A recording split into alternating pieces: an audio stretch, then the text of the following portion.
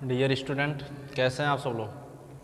ठीक है। आज प्रश्नावली 1 के 1 का दूसरा नंबर जो सवाल है कहता है दर्शाइए कि कोई भी धनात्मक विषम पूर्णांक 6q+1 या 6q+3 या 6q+5 के रूप का होता है जहाँ पर q कोई पूर्णांक है। जहाँ पर q कहता है कोई क्या होना चाहिए, जहाँ पे q कोई क्या है, पूर्णांक है। आप लोग ध्यान से देखो, इसमें सबसे पहले कैसे करेंगे हम यहाँ पे बता रहा है माना। हम यहाँ मानते हैं, क्या किया हमने,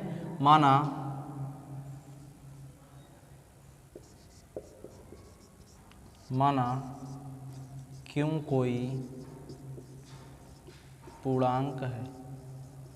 क्यों क्या है, कोई पूर्णांक है। पूर्णांक संख्या आपको पता है, ऐसी संख्या जिसमें पॉजिटिव संख्याएं, निगेटिव संख्याएं और जिसमें शून्य संख्याएं होती हैं, उन संख्याओं को पूर्णांक। तो आप समझ गए होंगे पूर्णांक संख्या किससे कहते हैं। ऐसी संख्याएं जिसमें, कौन सी संख्याएं, ऐसी संख्याएं जिसमें, देखो कौन सी होती हैं पूर्णांक संख्या, जिसमें माइनस भी आता है और शून्य भी आता है और प्लस भी आता है। ऐसा क्या कहते हैं, पूर्णांक संख्याएं कहते हैं। इसको हमें क्या करना है, हल करना है। कहता है हमें क्या हल करना है कि कोई भी जो धनात्मक पूर्णांक कैसा होना चाहिए, विषम होना चाहिए। कैसा होना चाहिए, विषम होना चाहिए ना। आपको यहाँ पे यूक्लिड विभाजन प्रमेय के द्वारा हम आपको बताए थे कि a बराबर क्या होता है, BQ+R।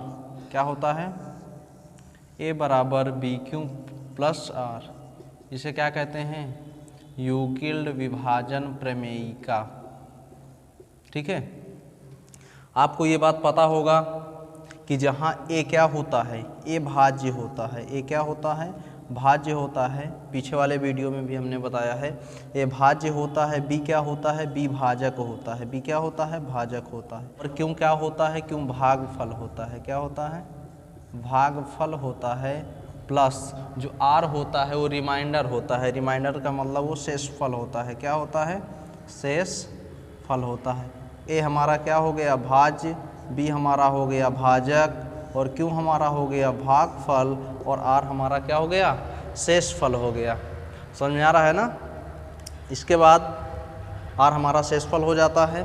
फिर इसके बाद देखो हमें करना क्या होता है कि 6q+1 क्या लिखा हुआ है, 6q+1 कामा 6q+3 कामा 6q+5। क्या लिखा है, 6q+5।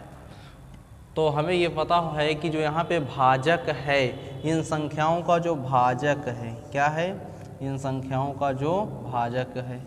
आपको ये पता है कि भाजक क्या होता है, जिससे भाग दिया जाता है। ये फार्मूला होता है ना, भाज्य बराबर भाजक गुणे भागफल प्लस शेषफल। इसे समझने का यहाँ पे होता है भाजक, यहाँ पे होता है भाज्य और यहाँ पे होता है भागफल।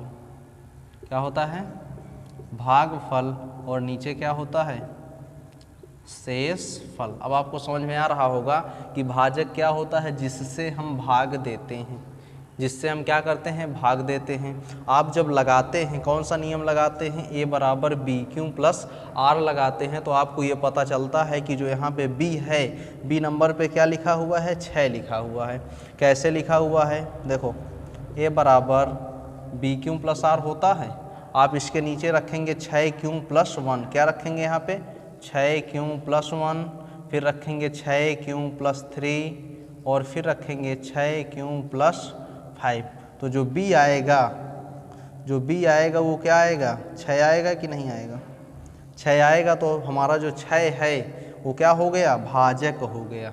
6 हमारा क्या हो जाएगा, भाजक हो जाएगा। तो यहाँ पे आप लिख सकते हैं कि भाजक बराबर 6। चलो हमें भाजक भी पता हो गया। अब हमें इसमें करना क्या है, भाजक 6 है।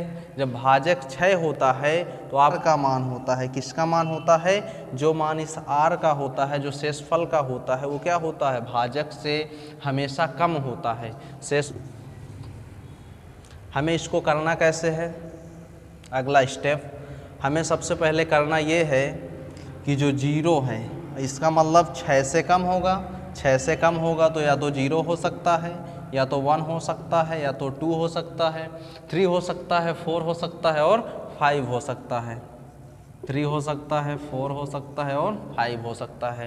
ये किसका मान हो सकता है? आर का मान हो सकता है। इसका मतलब 6 से छोटा होगा तो 0 हो सकता है, 1 हो सकता है और 2, 3, 4 और 5 हो सकता है। अब हमें कुछ करना नहीं है, अब ध्यान से देखो क्या करना है। सबसे पहले हमें ये लिख लेना है ए बराबर बी क्यू प्लस आर। सबसे पहले हमें क्या लिखना है? ए बराबर बी क्यू प्लस आर। अब इसी तरह हमें एक बार क्या करना है? लिखना है। एक बार 0 लेके, अर्थात ये किसके बराबर है? आर के बराबर है। तो जब आर की जगह पे 0 रखेंगे, प्रत्येक जगह आपको दिखाई दिया है 6 क्यों और 6 क्यों। चलो लिखो 6 क्यों प्लस 0 किसके बराबर? इसका मतलब ए बराबर ए 0 यहाँ लिख सकते हो, नहीं लिखना तो मत लिखिए। फिर इसके बाद क्या हो सकता है? 6 क्यों प्लस 1, फिर क्या हो सकता है? 6 क्यों प्लस 2, फिर क्या हो सकता है? 6 क्यों प्लस 3 हो सकता है, फिर 6 क्यों प्लस 4, फिर 6 क्यों प्लस 5। इतना हो सकता है कि नहीं हो सकता? हो सकता है ना? 6 क्यों प्लस 5। हमें यहाँ पे पूछा है कि धनात्मक विषम पूर्णांक कौन से होते हैं। हमें केवल बताना क्या है? धनात्मक विषम पूर्णांक बताना है। क्या बताना है? धनात्मक विषम पूर्णांक बताना है। ये सब किसके बराबर हैं? ए के बराबर। आप इसको करना चाहें तो ऐसे भी कर सकते हैं, 1 नहीं 0 1 2 और इसके बाद A3 हो जाएगा। किसके बराबर हो जाएगा? A3 किसके बराबर? A3 ये A4 ये A5। ठीक है, ये सब क्या है? इसके बराबर है। चलो आगे देखो।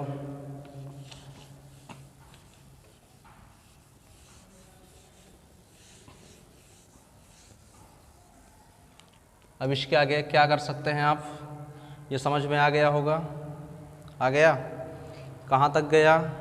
A0 A1 A2 A3 A4 और A5। अब आगे आप कर सकते हैं। आपको ढूंढना है धनात्मक विषम पूर्णांक। तो हमें जितने भी विषम संख्याएं आर का जो मान विषम है उसको ले लेना है और बाकी को क्या कर देना है? छोड़ देना है। तो चलो देखो, पहला नंबर A1 वाला देखो विषम है ना, तो आप यहाँ से लिख सकते हैं 6 क्यों प्लस 1। फिर और विषम कौन सा है? 6 क्यों प्लस 3 क्या है? 6 क्यों प्लस 3, तो 6 क्यों प्लस 3। इसके बाद क्या है? 6 क्यों प्लस 5 क्या है? 6 क्यों प्लस 5। अब इसमें आपको कुछ नहीं करना, आप यहाँ से कह सकते हैं कि ये संख्याएं क्या हैं? धनात्मक विषम पूर्णांक। आपका ये सॉल्व हो गया। ठीक है, आपका आंसर यही है कि इसमें ए बराबर बी क्यू प्लस आर में मान रखने पर हमें 6 क्यू प्लस 1 6 क्यू प्लस 3 और 6 क्यू प्लस 5 जैसी सारी विषम धनात्मक पूर्णांक संख्याएं मिल रही हैं।